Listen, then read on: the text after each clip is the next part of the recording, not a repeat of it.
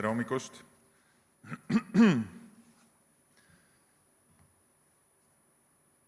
Me elame hetkes, kus majanduslikud, tehnoloogilised ja geopoliitilised süsteemid on muutumas korraga.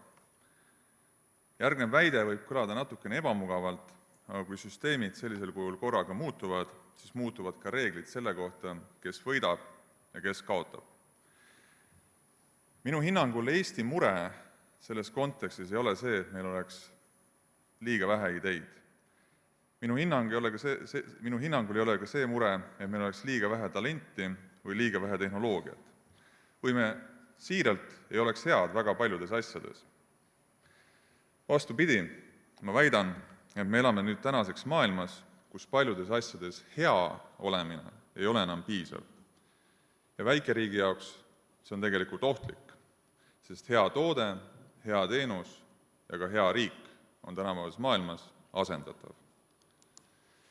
Püsimaks konkurentsis, ma väidan, et me peame saama vältimatuks riigiks. Küsimus ei ole lihtsalt majanduslikus või tehnoloogilises ambitsioonis, vaid ka moraalses vastutuses. Kas me tahame olla riik, kellel on maailmas roll, või riik, kelle üle otsustatakse? Otsides oma kohta oleme me aastaid vaadanud erinevate tugevamate, ilusamate ja võimsamate poole. Vaatasime Põhjamaid, vaatasime Saksamaad, õppisime stabiilsust, institutsioonide ehitamist, juhtimist ja konsensuse põhist otsustamist. Need olid õiged õppetunnid minu hinnangul, õigel ajal. Viimastel aastatel on tõusnud esile uued võrdlused, näiteks Lõuna-Korea ja Iisrael. Mõlemad on väikese või keskmise suurusega riigid, kellel on olnud keerulised naabrid ja keda on kannustanud eksistentsiaalsed riskid. Sellest võib jääda mulje, et nende järeldused nende edulugudest on loomult lihtsalt geopoliitilised ja meile üheselt ülekantavad. Ja kui me korra vaatame neid riike, siis Lõuna-Koreas elab 52 miljonit inimest. Nende SKP on 1,7 triljonit, Iisraelis elab 10 miljonit inimest ja nende SKP on 610 miljardit. Need on väga võimsad majandused, keegi ei väidagi vastupidist, kuid nende teekonnad on olnud väga erinevad. Ja mõistmaks seda, kuidas nad nii võimsaks on saanud ja võimaldamaks sellest ka midagi meil õppida, tuleb natuke korra neid lähemalt vaadata. Korea puhul näiteks 60-ndatest edasi valiti tööstusharud eelisarendamiseks, ekspordile orienteeritud ja tugeva riikliku suunamise ja siseturu toel. See oli autoritaarsem ja tsentraliseeritum mudel, mis ehk ei sobiks meie ühiskonnale ega ka praegusesse ajahetke. Iisrael seevastu valis natuke teistsuguse tee. Tema puhul ei ehitatud rahvusvaheliseid tšempioneid, vaid loodi süsteemi, kus riik oli valmis kandma väga suurt riski, kaasama agressiivselt erasektorit ja seejärel taanduma. Riiklik JOSMA programm oli mitte ainult majanduspoliitika, vaid signaal riskitaluvusest. Riik näitas üles erakordselt agressiivset riskitaluvust ja kasutas seda kapitali ja välisabi oma erasektori riskitaluvuse suurendamiseks, mitte üldiste riskide vähendamiseks. Ka Eesti ühiskond täna ja praegus hetkes ei pruugi sedasi töötada. Ühe erinevuse ma tooksin veel mõlema puhul, võrreldes neid Euroopaga esile, ja see on kapitali kasutamine. Ja see on koht, kus ma arvan, et meil on midagi õppida. Kumbki riik ei mõõtnud oma kapitali kasutamise tulemuslikkust lihtsalt raha koguses või finantseeritud projektide arvus. See loogika peitus mujal. Ma toon üldistatud võrdlused, kui Euroopa fondid küsivad, kas raha kasutati korrektselt, siis need riigid küsisid, kas me muutusime selle raha kasutamise, selle rakendamise tagajärjel mingis tehnoloogilises aspektis vältimatuks. Kui toetus ei vähenda vajadust tulevaste toetuste järele, on see kulutus, mitte investeering. See loogika ei ehita vältimatust. See ehitab parimal juhul ühtlaselt paremat keskmist. Euroopa näitel me oleme seda hinda juba mõned korrad maksnud. Esmalt päikesepaneelide ja seejärel akude tootmise ja tehnoloogia arendamisel ja turule toomises Euroopas. Keskenduti projektide rahastamise, sellele korrektsusele ja aspektidele, mis ei olnud tegelikult globaalses turumajanduses olulised. Ei keskendatud vältimatuse tekkimisele. Ja tänaseks me võime tõdeda, et mõningate eranditega aga konkurents Lõuna-Korea ja teiste Aasia riikidega on kaotatud selles valdkonnas. Ja hoolimata sellest, et märkimisväärne kogus kapitali on tegelikult ära kasutatud. Võttes nüüd kokku eelnevat võrdlust Iisraeli ja Korea vahel, siis Iisrael ei ole üks tööstus, vaid tegemist on innovatsioonisüsteemiga, mis toodab ja laseb turule kriitilist tehnoloogilist võimekust küber-, kaitse ja AI valdkonnas. Mis on veel tähelepanuväärne, on, et nende fookus on sõltuvalt ka perioodist ja tehnoloogia platvormidest muutunud. Näiteks 80-ndate survival eras tekkisid ettevõtted nagu Rafael ja Israel Aerospace Industries, 90-ndatel Amdocs ja 2000-ndatel sellel samal cleantech perioodil tekkis ka akuettevõtte StoreDot ja Redefine Meat. Aga need ettevõtted ja need perioodid annavad ka tunnistust sellest, nende riikide võimekusest edukalt rakendada platvormi vahetust majanduse kasuks, kombineerides neid siis oma eripära ja oma ajalooliste tugevustega. Lõuna-Korea on füüsilise maailma platvorm, elektroonika, pooljuhtide tootmine, akud, laevaehitus. Need on paljudes kohtades jagatud tehnoloogilise baasiga ja keskenduvad väga tugevalt insener-tehnilisele mõtlemisele ja neid saab olla neid suundasid rohkem, sest nad on lihtsalt suurem riik. Ma väidan, et Eesti ei ole ei Korea ega Iisrael. Mastaabid ja alguspunktid on kvantitatiivselt erinevad.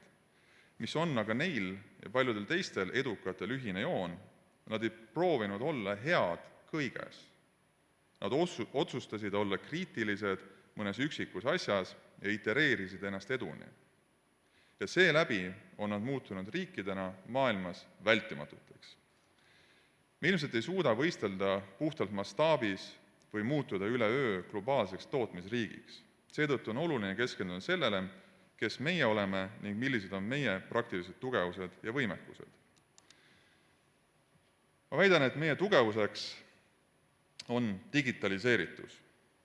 Eesti suurim strateegiline otsus tehti tänaseks enam kui 25 aastat tagasi. See oli tiigrihüpe. See oli teadlik valik ja see oli radikaalne otsus teha asju teatud moodi ning luua riik, kus digioskused oleks maailmas esikohal nii era- kui avaliku sektori südamikuks. Väikeriigina me olime tol hetkel äärmiselt julged. Meil oli ainult võita, mitte kaotada. Me olime innovaatilised, aga samas meil puudus ka igasugune legacy, millega võidelda. Aga mis kõige olulisem, me olime fokusseeritud. Tiigrihüpe ja e-riik ei sündinud konsensuse tulemusena. Need olid selged valikud, me võtsime eesmärgiks, et teeme ära, isegi kui kõik ei ole nõus. Ja selle otsuse tulemusena tekkis meil ka absoluutselt unikaalne ettevõtluskeskkond. Ärgem mõelgem, et see on juhus, et kõik meie tehnoloogia ükssarvikud on tarkvaraettevõtted. See ei ole moevool, see ei ole vedamine, see on süsteemne ja fokusseeritud mõtlemise tulemus. Seda fakti on vahel lihtne ignoreerida, et vahel me seda ikkagi teeme, minnes muu haibiga kaasa. Aga läbi selle otsuse ning kaasamate tagajärgede on Eestis tekkinud maailma tasemel tarkvarainseneeria kompetents. Leidmaks endale CTO-d või tarkvarainsenere on mul võimalik valida inimeste, meeste ja naiste hulgas, kes on ehitanud mitte ühte või kahte, vaid mõni suisa 3 ja 4 ükssarvikut. Aga mis on positiivne, on see, et see ei piirdu ka ainult tarkvaratehnoloogiaga. Meil on edukaid riistvaraettevõtteid. Skeleton, Starship, Treod ja ärme unusta siinkohal ka tänaseks Bolti, kes on ka samamoodi sukeldunud osaliselt vähemalt riistvaramaailma. Need ettevõtted suudavad müüa keerulisi süsteeme maailmas suurtele ja nõudlikele klientidele. Ja seeläbi on tekkinud meil ka praktiline ning maailma tasemel inseneeriakompetents riistvaratehnoloogia valdkondades. Kui vaadata Eestit väljaspoolt, siis me oleme edulugu. Meie digiriiki imetletakse, meie ettevõtteid tuntakse, meie haridus on tugev ning tunnustatud. See on fakt, mille ma leian kinnitust iga kord, kui ma mõne väliskliendi või välispartneriga kohtun. Aga edulugudel on üks ühine oht. Tekib usk, võib-olla isegi veendumus, et piisab samas tempos ning stabiilselt jätkamisest, et olla esirinnas. ning see oht on ka mõneti tuntavalt materialiseerunud. Sellest tulenevalt ja ka välisest keskkonnast tulenevalt on tekkinud teatud ärevus. On tekkinud võib-olla isegi kriisitunne. Tekib küsimus, et mis kriisiga meil siis võiks tegemist olla. Mina väidan, et taaskord Eestis ei ole ideede puudust. Meil ei ole talentide puudust. Ma väidan, et meie tegelik kitsaskoht on, et me ei julge enam nii konkreetselt valida ning ehk isegi nii ambitsioonikaid eesmärke seada. Seetõttu ma väidan, et meil on otsustamatuskriis. Me hajutame, sest me tahame olla kõigile head. Tänapäevases keskkonnas see ei tööta, eriti kuna on käsil murdepunkt platvormi vahetuse näol. Ma olen mõned korrad seda sõna maininud, aga peatuks korraks veel pikemalt, et platvormi vahetus on hetk ajas, kui muutub see, kuidas teadmisi ja seeläbi väärtust luuakse, omandatakse ja levitatakse. Selle tulemusena varasemad tugevused, institutsioonid ja eelised kaotavad süsteemselt oma mõju.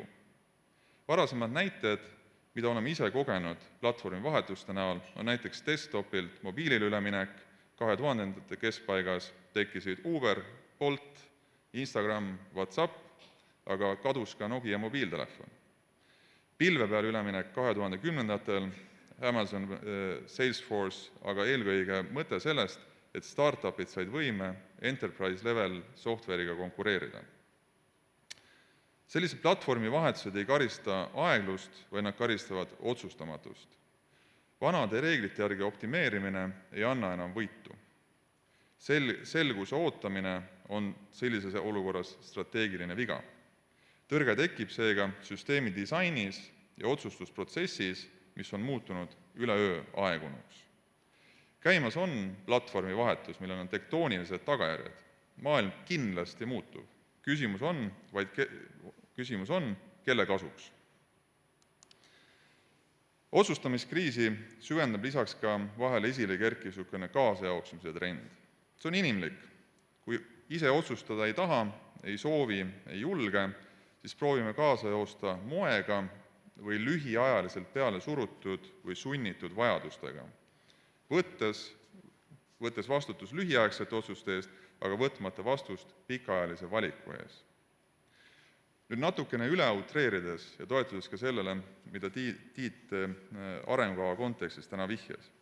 Üks aasta on meil Cleantech, kõik räägime Cleantechist. Järgmisel aastal on meil Deeptech ja siis on DevTech.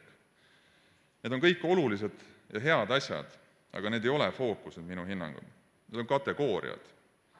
Deeptech ei ole paljude meie jaoks mitte kuidagi eksootiline nähtus, aga Deeptech on niivõrd lai mõiste, et seda ei saa võtta üheks fookuseks. Sinna kategooriasse mahub kõik. Kosmosetehnoloogiatest, kosmoselaevadest, müoonkiirguse, kunsttoidu tootmise, energiasalvestite ja kõige muuni. Aga meie tehnoloogiline, pikaajaline fookus, millesse me kõik usuksime ja panustaksime, on hetkel endiselt minu jaoks lahtisevõitu. Samas, pilt ei ole ka ainult must. Tuleb ikkagi rõõmuga tõdeda, et päris käte peal ka ei istuta. Selle tunnistuseks on loomulikult meie ettevõtted, kes suudavad laieneda, kes suudavad müüa ja kes suudavad kasvada. Aga näiteid on ka väljaspool ettevõtteid institutsioonidest. Näiteks me oleme viimasel perioodil fokusseerinud ümber oma ettevõtlustoetuse struktuuri. Selmet andmaks paljudele vähe, proovime anda vähestele rohkem ning otsida ärimudeleid, mis on jätkusuutlikud. Vältimatus ei sünni siis, kui me kõik saavad natukene. Vältimatus sünnib siis, kui me otsustame, mille eest me vastutame ja kuhu me panustame täie rauaga. Samasugust mõtlemist ja samasugust lähenemist on vaja kultiveerida, julgustada rohkem ja laiapõhiselt. Aga seda ei saa teha institutsioon haaval, ülikool haaval ja ettevõtte ükshaaval, lootes, et alt ülesse sedasi joonistub kokku meie riiklik strateegia ja riiklik suund. Sest kuigi me võime olla nendes silodes edukad ja me oleme ka tõestanud, et me suudame olla seal edukad, siis riigina me ei suuda teistest ees püsida. Riik selles kontekstis, see on ühine innovatsiooni ja tehnoloogia loomesüsteem. Meil on vaja ühist suunda ja ühist vältimatuse väljakutset, mida lahendada ja mille taha me saaksime kõik joonduda.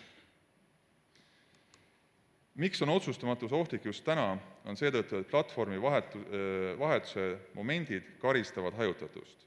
Need, kes ei tee nendel momentidel õigeid fokusseeritud otsuseid, jäävad selgelt maha. AI platvorm on tänaseks juba tõstnud maailma kogu majandust mitme protsendipunkti jagu ning ennustatakse, et see võib kasvatada maailma kogu majandust kuni 6% võrra. Mõned riigid, nii nagu näiteks Hiina, on tänaseks vastu võtnud strateegia, et kogu nende majanduskasv ning riigi juhtimine saab baseeruma AI-l. Radikaalne otsus autoritaarses ühiskonnas suure elanikkonna ja ressursibaasiga. Ma ei väida, et me peame sama tegema. Saab ka tuua fokusseeritud otsustamise näite minevikust. Ja see on minu jaoks niisugune magus mõru samaaegselt. Näiteks 15 aastat tagasi Saksimaa valitsus otsustas, et superkondensaatorid on nende jaoks fookusvaldkond. Ja selle tulemusena on Eesti tehnoloogia ja osaliselt ka Eesti kapital leidnud elupaiga Saksamaal. Ühtepidi on tegemist absoluutselt suure edulooga. Vaieldamatu. Skeleton on edulugu. Aga teistpidi on ka natukene kurb, et me käime oma tehnoloogial põhinevaid tehaseid ehitamas ja avamas Saksamaal. See on reaaleluline tõestus, küll mitte võib-olla positiivsest vaatest meie jaoks, aga tõestus, et fookus loeb ning on riike, kes on meist tugevamad fookuse hoidmisel, kellega me konkureerime igapäevaselt. Millest tuleb aru saada, on see, et platvormi vahetused avavad ka võimalusi. Ja tuleb aru saada, et AI ei ole tehnoloogia, see ei ole niisugune nutivärk, mis aitab natuke kiiremini arvutada, vaid tegemist on uue üldise infrastruktuuriga, nagu elekter või internet. Ja küsimus ei ole selles, et kas me seda kasutame, vaid kas me ehitame oma majanduse sellele teadlikult või juhuslikult. Ja AI ajastu murdepunkt on praegu alles see, mille algust me kogeme. Võime piltlikult öelda, et aurumasinal on veepump külge pandud ja esimesi kaevandusi tõmmatakse tühjaks. Aga raske oleks siis nagu vastu väita, et põhjust ei oleks arvata, et järgmisena ei tuleks ka aurulaevad ja aururongid. Isikliku näitena AI ja selle arengute tulemusena PISLi 30 insenerist sai üleöö 210 inseneri. Aga oleks väär eeldada, et meie konkurendid samamoodi ei võta neid tööriistu kasutusele. Ehk mõneti käib võistlus praegu 100 meetri jooksus esimesel meetril. Loomulikult ka seal on võimalik kaotada, kui sa lihtsalt õigel ajal ei reageeri. Aga sellest olulisem on see, et kuidas me uut platvormi, tehnoloogiat integreerime oma tootesse ja saavutame seeläbi püsiva konkurentsieelise. Ja kriitikud võivad vaielda ja need vaidlused on alati sarnased, et AI on alles täna niisuguse noorem arendaja rollis või noorem arendaja rollis. Ja tegelikult ei ole mitte mingit vahet. Mõju on juba selgelt sündinud, need mudelid uuenevad sellise kiirusega, et iga 3 kuu tagant toimub järgmine väga suur samm edasi. Ja need, kes väidavad vastupidist, need kõlavad nagu inimesed, kes aastal 2024 vandusid Jumalale, et näed, et guugeldamine ei ole see õige viis, kuidas teadmisi kätte saada, tuleb ikka minna raamatukokku. Ja mis on ka oluline, on see, et platvormide vahetuse tsükli kiirus on muutunud. Nad vahetuvad kiiremini kui kunagi varem. Kunagi oli lihtne. Oli trükipress, 300 aastat hiljem oli aurumasin, siis 1,5 sajandit hiljem elekter. Oli nagu justkui aega reageerida, kui hakkasid maha jääma. Aga täna on nii, et otsustamatus platvormi vahetuse hetkel ei tähenda enam lihtsalt aeglast liikumist või natukene aeglasemat arengut majanduses, see tähendab tegelikult absoluutselt rongist mahajäämist. Otsustamatus ei ole ka kuidagi neutraalne seisund. See on otsus, mille mõju avaldub hiljem ning sageli meie kontrollist väljaspool. Ja meie tugevus digitaalse ühiskonnana ongi selliste platvormide rakendamises, uute toodete, süsteemide ja lahenduste loomises, olgu need siis tarkvaralised, riistvaralised või kombineeritud. Ja täna on ka selgelt näha seda, et ettevõtluse kiirus on platvormi vahetuse tõttu muutunud. Mõtlema panev näide Rootsist, Lovable, mis tõi meieni uue reaalsuse. 12 kuuga AI platvormi abil on võimalik jõuda 200 miljoni eurose aasta käibeni ja 6,6 miljardise ettevõtte väärtuseni. Ja selles kontekstis me peame nüüd natukene hindama, et kuidas meie ettevõtluskeskkond, ettevõtlustoetuskeskkond, ülikoolid, teadus suudavad tegelikult sellise tsüklitempoga kaasas käia. Mõneti võib väita, et ennem kui me suudame välja mõelda, kuidas selliseid lavapõlli esile kutsuda, kuidas neid Eestisse tuua, kuidas neid Eestis kasvatada, on nad juba Rootsis, ütleme, üsna suureks kasvanud. Ja rääkides nüüd sellest, et kuidas siis edasi, et kuidas saada heast riigist vältimatuks riigiks, siis vältimatus tekib seal, kus on spetsiifiline võimekus, globaalne vajadus ja seda on raske kopeerida. Meie digiidentiteet, meie au ja uhkus on küll spetsiifiline ja raske kopeerida, kuid vähemalt hetkel puudub selle järele globaalne vajadus. Samas keskendudes korra sellele mõttele, sellele näitele, see aitab mõista, mis asi on vältimatus. Kujutagem korra ette, et homsest ID-kaart enam ei töötaks ja digiteenused ei töötaks. Vot see on see tunne, mis tähendab vältimatus. Üsna ebamugav hakkab kõigil teistel. Ettevõtluses, väiksemates süsteemides me suudame edukalt demonstreerida vältimatuse mõtteviise, sõnastades neid kas siis oma toote, oma tehnoloogia või oma ülikooli unikaalseks eeliseks ja neid siis järjepidevalt ellu viies. Meie edukad ettevõtted kinnitavad, et võimekus on meil olemas, aga see võimekus on hajutatud. Ja kui vaadata võib-olla isikliku näite pealt, et mis teeb siis BISLi vältimatuks. BISLi vältimatus on meie tehnoloogiline IP, mis lõpuks väljendub soodsamas hinnas, kõrgemas süsteemide töökindludes ja skaleeritavuses läbi oskustööjõu vähendamise. Sest automaatika, niisugune energiasääste dünaamilise turu komponent, see ei ole kuidagi uus asi. Aga varem oskis seda üksnes teha kvalifitseeritud insenerid ja automaatikud, aga BISLi süsteem muudab sellise tehnoloogia laiapõhiselt rakendatavaks ning seeläbi aitab võidelda laiapõhiselt ka kliimamuutusega. Ja selle tulemuseni, kus me täna oleme, me ei jõudnud esimese korraga. Me ei jõudnud sinna ka teise korraga, me pidime eksima, proovima uuesti, eksima uuesti ning sellest õppima. Kitsendama fookust, rõhutama oma tehnoloogia tugevustele ja välja noppima pidevalt ebaolulist. Ja valmistuma millekski, millest 8 aastat tagasi Siemensid ja ABB-d turul ignoreerisid, kuid mis tänaseks on saanud paratamatuks ja seeläbi nõudluseks. Skeletoni teeb samamoodi vältimatuks nende IP. Ja see muudab ta vältimatuks kõrgete võimsustega võrgutaseme süsteemides ning õigustab seeläbi ka kõrgemat hinda, aga mis veelgi olulisem, võimaldab luua süsteeme, mida teised tehnoloogiad ei võimalda.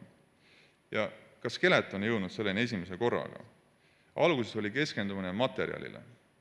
Ja sellest materjalist sai teha kunstlihaseid, sellest sai teha igasuguseid lisandeid, aga sellest sai ka teha kondensaatoreid. Otsustati keskenduda sellele.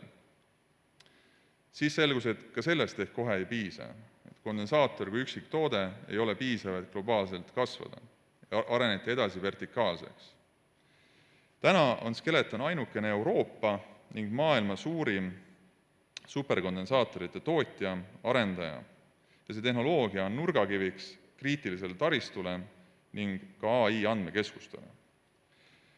Nende 2 näite mõte on see, et teekond vältimatuseni ei ole lihtne ja see nõuab aastaid sügavat pühendumist ning kapitali, kuid fookuse ning igapäevaste ja raskete otsustega on võimalik jõuda tulemuseni.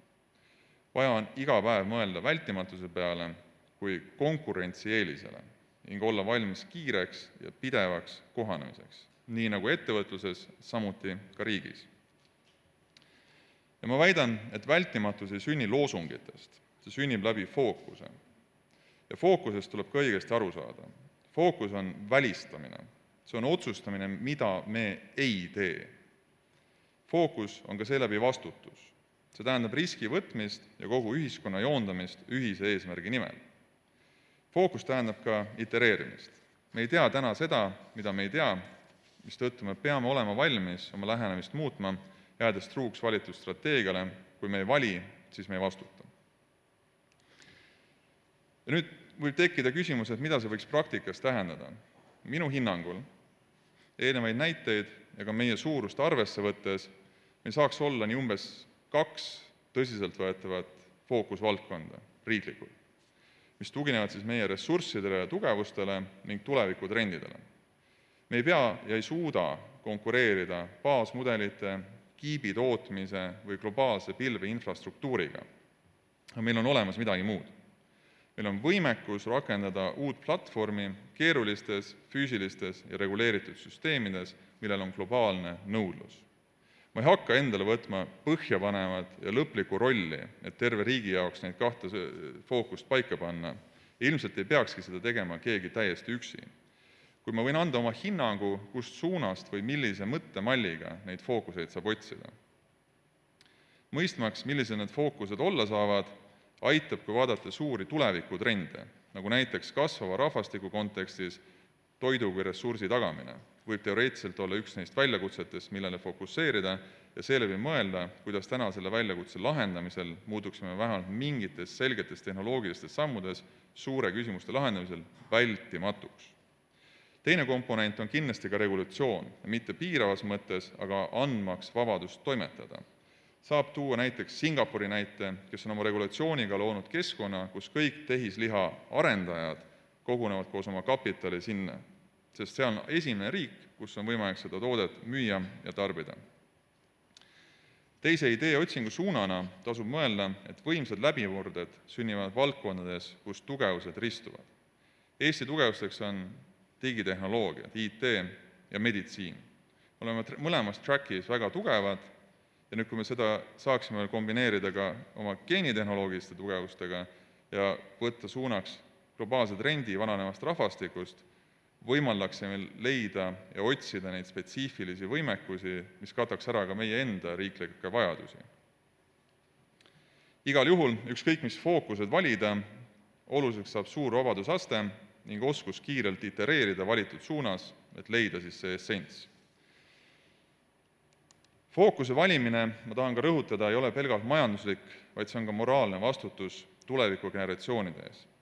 Kui eelmised põlvkonnad tagasid, et küsimusele, mis on Eesti, vastatakse digiriik, siis meie peame välja mõtlema uue vastuse samale küsimusele.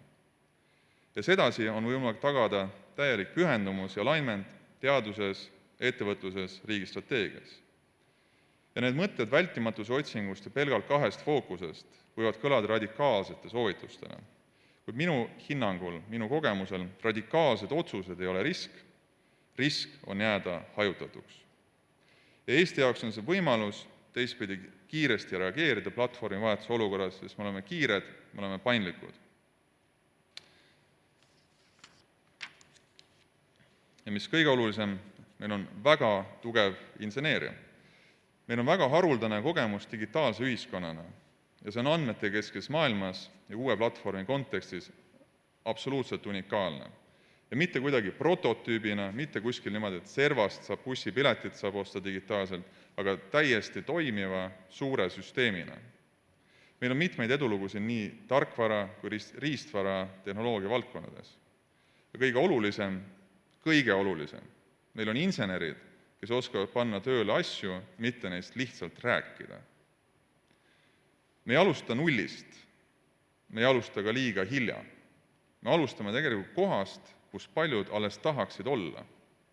Me oleme innovaatilised rahvana, me oleme võimekad, töökad ja me tegelikult tahame võita. Ja kui panna see kõik kokku, siis tegelikult väljavaade ja alguspunkt on selgelt optimistlik.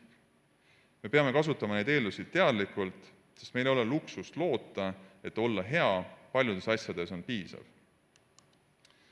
Vastamaks siis küsimusele, mis sai alguses püstitatud, Eesti võime esirinnas püsida ei sõltu mitte sellest, kui palju häid ideid meil on, vaid see sõltub sellest, kui julgelt me otsustame, kus olla vältimatud. Mina usun, et me suudame otsustada ning seeläbi olen ka täiesti kindel, et me suudame tehnoloogilises võidujooksus esirinnas püsida. Meil on kõik komponendid olemas, et olla vältimatu riik. Aitäh!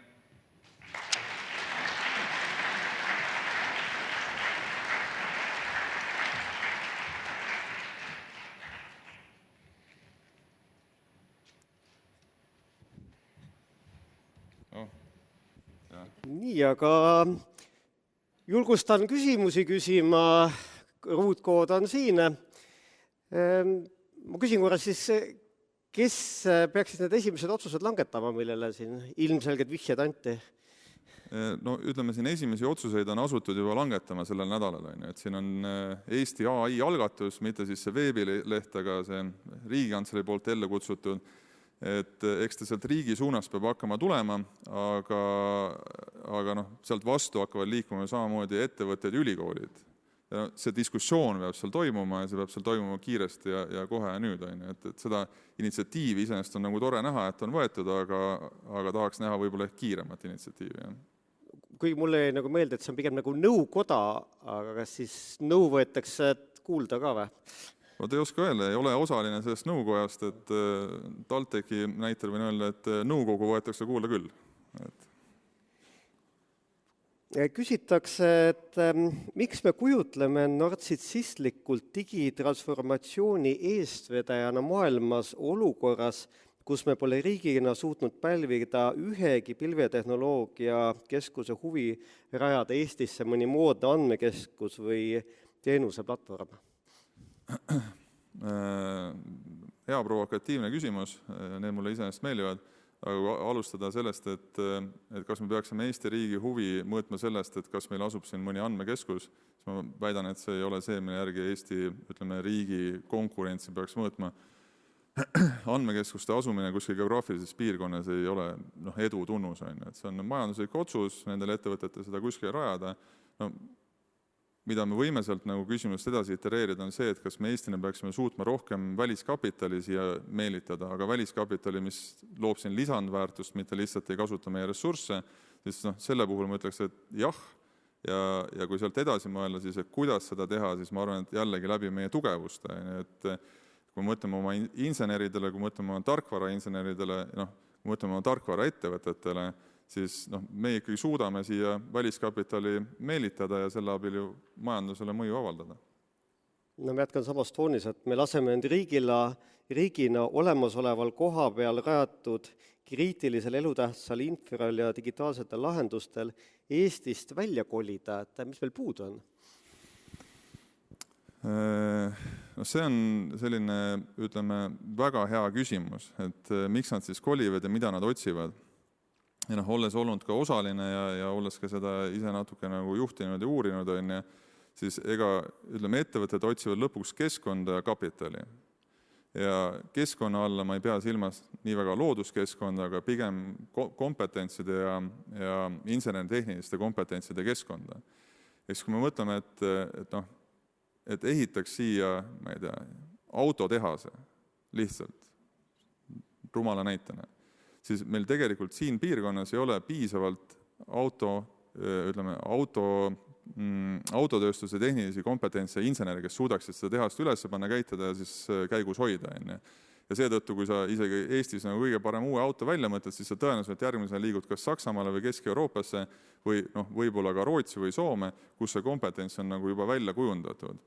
Ja mõneti on siis sarnane juhus ka ütleme siis Skeletoniga, kui ma viimaseid arenguid ei tea, aga see on sama insener tehnilise kompetentsi ja kapitali otsing, mis viib sind siis Eestist minema. Ja kuidas sellele vastata on see, et defineerida, et aga mis siis on Eesti fookused ja millised ettevõtted on siin oodatud tulema ja milliseid kompetentse me ka omalt poolt vastu pakume, et nende tegevuste kasvu siin soodustada. Ehk siis sedasi vastaks küsimusele. Kas Beazley ja Skeleton on pigem erandid või mudelid, mida saab teadlikult korrata? Ma arvan, et need ei ole erandid või erandlikud. Et eks meil on ju tänaseks 10 tarkvara ükssarvikut, kelle väärtus on siis suurem kui 1 miljard. Ja see juba iseenesest ütleb, et seda on võimalik korrata ja need samad inimesed tegelikult, kes ehitasid Skype'i või Pipedrive'i, on suuresti ka need, kes täna ehitavad näiteks Beazley't. Et see kindlasti on korratav, aga küsimus on see, et mis see fookus võiks olla. Et praegu ongi selline, et sul insenerid ja kogemus tuleb kokku ja mõtleb ise välja, mis nad tegema hakkavad, mitte ei proovi mõelda seda, et mis siin keskkonnas kõige sobilikum on. Ja miks meil on neid tarkvaraettevõtteid nii palju, on lihtsalt sellepärast, meil on ka tarkvarainsener ja tarkvara kompetentsi hästi palju. Ja seetõttu on hästi vastupidi keeruline riistvara innovatsiooni esile kutsuda, kui meil riistvarainsenere nii palju ei ole ja neid on raske juurde toota, kui meil pole riiklikku suunda ütlemaks, et sellele me keskendume. nüüd natuke teise nurga alt, et kuidas me oma lapsi julgeks koolitame? Julgeks. Nii, teema, milles mul on 1,5 aastat kogemust. Et noh, ma veel ei oska, ütleme, nagu enda lapse näitel öelda, et ta on niikuinii üsna julgem, aga eks iga lapsevanem oma last armastab ikka kõige rohkem. Aga noh, julgeks, ma arvan, et me peame ikkagi looma keskkonna, kus neil on võimalus toimetada ja vabadus eksida, aga eksida sedasi, et see ei lõppe destruktiivselt ja püsiva nagu tervisekahjuga. Et noh, sama loogika peab ka ettevõtluses olema, et kui me tahame esile kutsuda innovatsiooni, kui me tahame mingis valdkonnas edukust, kui me tahame mingis valdkonnas kasvu, siis tuleb luua keskkond, mis sunnib seda kasvu, aga samas tekitab ka olukorra, kus need ettevõtted siis koheselt õhku ei lenda. Et noh, sedasi, ma arvan, on ka ettevõtjatel ja alustavatel ettevõtjatel ja uuel põlvkonnal seda julgust, et minna ja proovida, mitte siis niimoodi, et saad ühe korra katse ja siis oled ühiskonnast välja arvatud. Et sellisel juhul inimesed ei julge. Küsija tunneb huvi, et mis on Eesti tegelik võimalus tehisintellekti maailmas, kas pigem baastehnoloogia rakendamine või süsteemne integratsioon? Baastehnoloogiad, ma arvan, et on niivõrd kapitalimahukad või mitte ma arvaks, et nad on, aga nad ongi. Et ma arvan, et meil seal on nagu natuke nagu keeruline konkureerida. Ja noh, ütleme, ambitsioon ilma ressursikatteta kipub tihtipeale ikkagi olema hallutsinatsioon. Aga kui rääkida rakendamisest ja integreerimisest, siis seal on kindlasti võimekused ja teadmised olemas, et seda teha. Ja noh, ettevõtluse tasandil me seda teeme.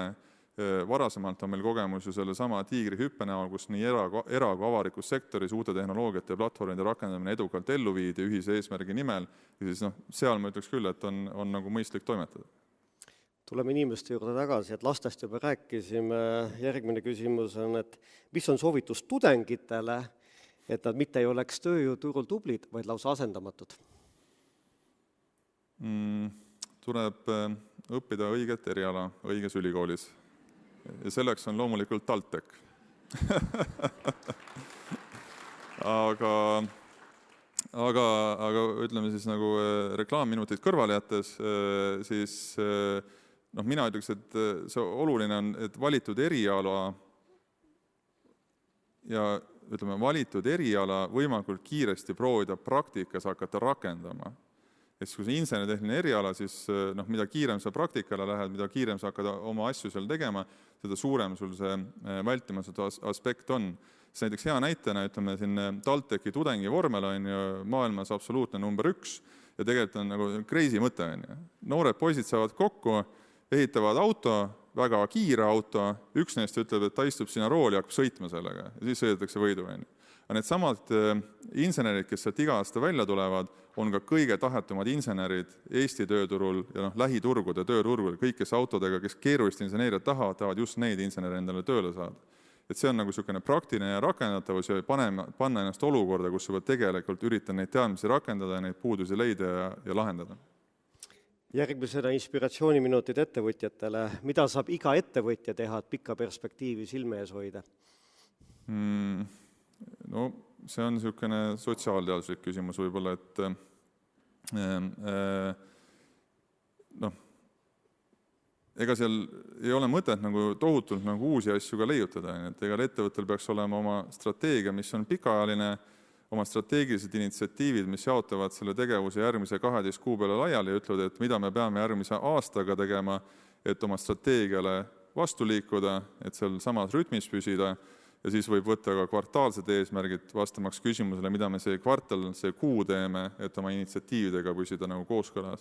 Et see on niisugune governance teema ja selle kohta on palju raamatuid ja palju inimesi, kes ilmselt oskavad sellest paremini ja täpsemalt rääkida kui mina, aga noh, head praktikad on need, mis ma nimetasin ja sedasi on võimalik seda fookust hoida. Kui tehisintellekt nullib vana loogika, siis millised Eestis senised tugevused väärtust kaotavad? No see on hea küsimus. Ütleme, AI üldiselt asendab enamikke selliseid staatilisi tarkvarasüsteeme, noh, näiteks kus nähakse suuri riske, igasugused raamatupidamissüsteemid ja tootmistarkvara juhtimissüsteemid, mida sa ei pea sellisel kujul enam pilvetarkvarana ehitama ja rannima. Ehk siis sa võid koolitada välja oma agentik tootmisjuhi ja küsida tema käest, et selle asemel, et hakata kuskile pommliste ja nagu detaile nagu sisestama. Ja kui sealt nagu paralleele tõmmata, siis nagu need teenused võib-olla, kui me digiriigi kontekstis mõtleme, mis on sarnase toideloogikaga, et need on nagu selles suhtes nagu kindlasti haamri all, et sealt hakkavad need esimesed, hakkabki asenduma, samamoodi kui Google'i tuleku ja rakendamisega inimesed hakkasid vähem käima raamatukogus fakte otsimas, siis me hakkame ka mingeid teenuseid lihtsalt teistpidi vaatama ja teistpidi kas siis elus hoidma või ka välja suretama. Meil on siin nemoturniir niimoodi küsimusi erinevatest vaatenurkadest, et üks tähelepanelik kuulaja ütleb, et Iisraeli riigivõlg on pea 3 korda suurem. Kas Eesti riik on liiga konservatiivne oma majanduse ergutamisel?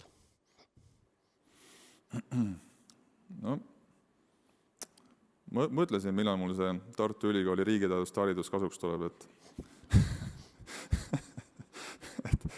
ma arvan, et see on küsimus, mis iseenesest nõuab omajagu nagu teadmisi, et selle nagu korrektselt vastata, et üsna polariseeriv küsimus on, et kui sa vastad selle justkui ettevõtja vaatenurgast, siis igasugune võimendus, kui ta on praktilise eesmärgi nimel, võimaldab sul selles ajaaknas luua rohkem väärtust, kui sul on kulu, on nagu mõistlik samm edasi kasvu suunas. Nüüd küsimus on see, et kui me räägime, ütleme, Iisrael on oma riigi võlga ju rakendanud selle jaoks, et majanduslikku kasvu esile kutsuda. Nüüd teine küsimus on see, et kui sa võtad kasvatad võlga selle jaoks, et üha laienevad, üha kasvavad ja võib-olla ka üha vananevad mingid teenindussektorit üleval hoida. Siis ma ütleks, et see ei ole mõistlik lähenemisviis, sest sealt ei tule see lisandväärtuse kasvu ja meil ei ole ka võimalust toetada mingitele suurtele maavaradele, mille abil seda võlga siis kuidagi tasuda. Meil on ainult läbi väärtuse kasvu on võimalik neid võlgusid tagasi maksta. Ja siinkohal ma ei väida seda, et laenud ja kulutused praeguses perioodis näiteks kaitsele, need oleks väär, kindlasti mitte 100% nõus, aga sealt edasi kehtib ikkagi sama loogika, et kui sa võtad seda võlga selle jaoks, et ütleme peole minna, siis ei ole nagu mõistlik, kui sa võtad seda selle jaoks, et investeerida oma ettevõttesse, siis see on mõistlik, ja kui sealt tuleb väärtuse kasvu. Ehk siis erinevus hea ja halva võla vahel on sarnane nii eraisiku ettevõtte kui riigi tasandil. Jah, nagu ma puudutasin ka seda, et see küsimuse lõpuks on see, et kas selle võla, kas selle raha, kas selle kapitali tulemusena muutud sa, ütleme, ettevõttena siis mingis või riigina mingis aspektis vältimatuks. Et kui seda ei ole, siis ta on kulu, et ta ei ole investeering. Teie kui edukas ettevõtja, ka avalikustage, et mis te kunagi õigesti tegite, et nüüd siiani jõuda? Ütleme, edukus on vaataja silmis, et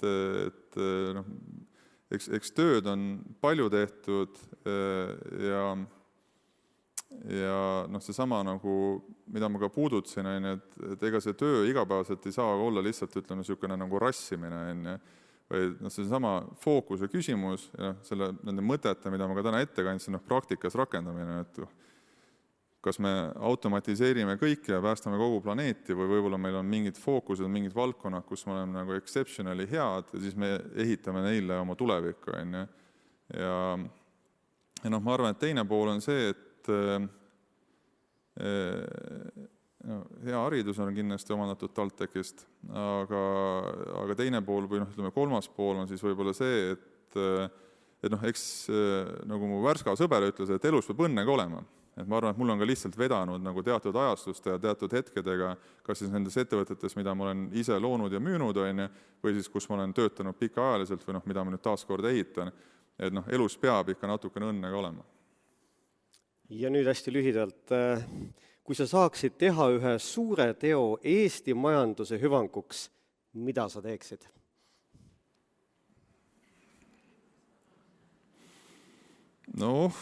Ütleme siin, üritan alla suruda tahet olla provokatiivne.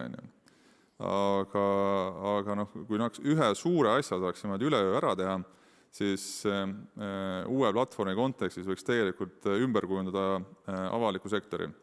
Ja avaliku sektori võiks kujundada ümber ikkagi selliselt, et selle asemel meil on teenust pakkuvad inimesed, on meil teenust kujundavad inimesed läbi Agentic AI. Ja see võimaldaks, ütleme siis, Eesti tööhõivesse tagasi tuua kulurealt tulureale vist umbes 1,5–2% tööajalisest nagu elanikkonnast ja seeläbi siis AI võimendusega koos äkki siis 10% nagu SKP-d kasvatada. See on selline väga kiiretes suhtarvudes peast arvutamine, aga see, ma arvan, oleks nagu äge inimestele. Või kui ma mõtlen selle peale, et ma ise käisin kunagi Jaapanis Toyotas õppimas ka tööstusjuhtimist, Jaapani tööstusjuhtimist, siis üks mõttetera, mis mul sealt eluajaks kaasa jäi, oli see, et nad vaatavad seda natukene filosoofilisemalt ja nad ütlesid niimoodi, et vaadake, et see tööstuse optimeerimine, et see on majanduslik mõju, aga siin on ka moraalne kohustus. Ehk siis meie inimestena, meie juhtidena, meie omanikena, ettevõtete omanikena, meil on moraalne vastutus selle eest, et inimesed ei teeks mõttetut tööd. Inimelu on liiga oluline, et lihtsalt teha mõttetut tööd, mida saaks teha masin või mida ei peaks võib-olla üldse tegema. Ja ma ei tõmba nüüd otsest paralleeli siin avaliku sektorisse. Seda ma kindlasti ei tee, kuigi ma saan aru, et see võis niimoodi välja kukkuda. Aga see moraalne vastutus, et vaadatage üle, et mis see on väärtust lisav ja mis see siis nagu võib-olla on inimesi raiskav ja kuidas saaks siis neid kasutada majanduses. Ants Vill, suur tänu nende mõtete ja inspiratsiooni eest. Jah, palun.